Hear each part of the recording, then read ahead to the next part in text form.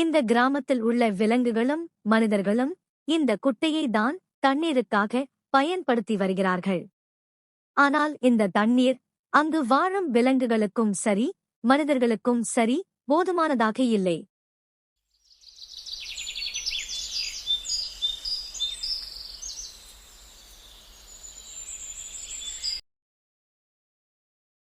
ஒரு நாள் அங்கு வாழும் அப்பு என்ற யானை புறாவை வரவழைத்து, நான் இந்த தண்ணீர் நமக்கு போதுமானதாக இல்லை என்று நினைக்கிறேன். அதனால் அனைத்து விலங்குகளையும் வரவைத்து ஆலோசனை கேட்கலாம் என்று கூறி அனைத்து விலங்குகளையும் வரவழைத்தது.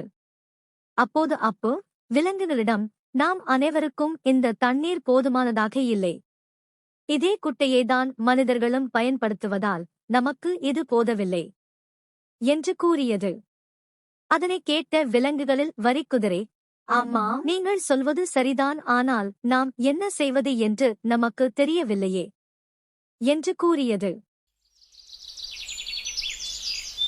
விலங்குகளைப் போல அங்கு மனிதர்களும் நமக்கு தண்ணீர் போதுமானதாக இல்லையே, நாம் என்ன செய்வது என்று கூட்டம் போட்டு கருத்துக்களை கேட்டனர். அப்போது, நாளை யோசித்து வந்து சொல்லுங்கள் என்ன செய்வதென்று என கூறினார்கள். மறுநாள் எல்லாரும் என்ன செய்வது என்று கேட்டபோது ஒருவர் கூறினார், நாம் ஏன் அப்புவிடம் சென்று உதவி கேட்கக் கூடாது என்று. இதுவும் நல்ல யோசனையாகத்தான் இருக்கிறது என்று கூறிவிட்டு அப்புவை பார்க்க 2 பேர் மட்டும் சென்றார்கள். அப்புவோ இங்கு என்ன செய்வது என்று யோசித்துக் கொண்டு இருந்தது.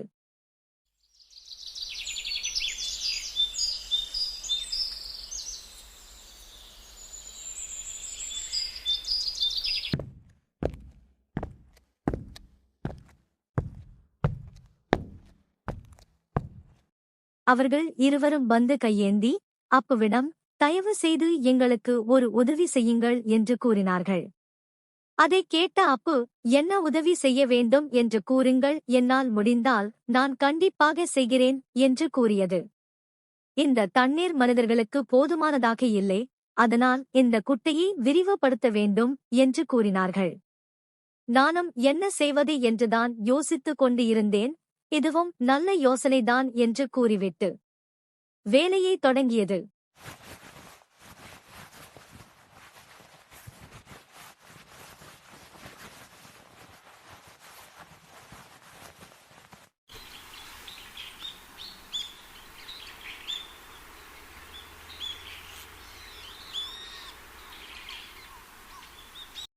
அது முடிந்த வரையில் குட்டையை விரிவுபடுத்தியது. 2 நாள் கழித்து பெய்த மழையால் குட்டை நிறைந்தது.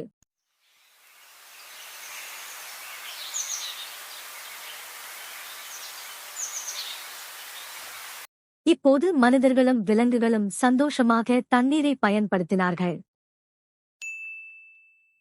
இயற்கை தரும் தண்ணீரை சேமிக்க தெரிய வேண்டும்.